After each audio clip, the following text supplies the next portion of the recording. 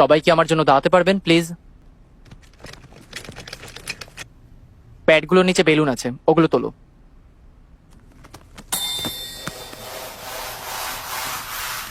ফুলিয়ে ফেলো।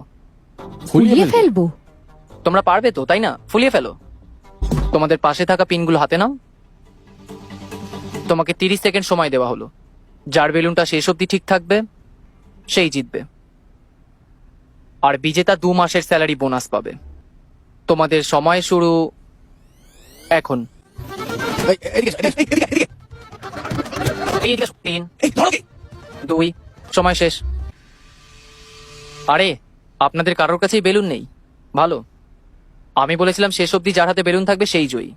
তোমাদের সবার হাতে বেলুন থাকলে তোমরা সবাই জিতে যেতে, তাই না? তোমাদের প্রত্যেককে জিজ্ঞেস করতে চাই, এর জন্য কাউকে হারাতেও পরোয়া করো না। সত্যি বলতে, একজনের জয় পুরো টিমকে জেতাতে পারে না, আর একটা কোম্পানি ঠিক এই কারণেই জিততে পারে না। কিন্তু যদি একটা টিম জেতে, তার মানে টিমের সবাই জিতেছে।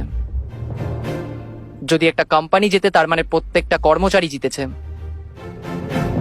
আমরা আলাদাভাবে সবাই পাথরের মতন, কিন্তু একসাথে পাহাড়ের মতন।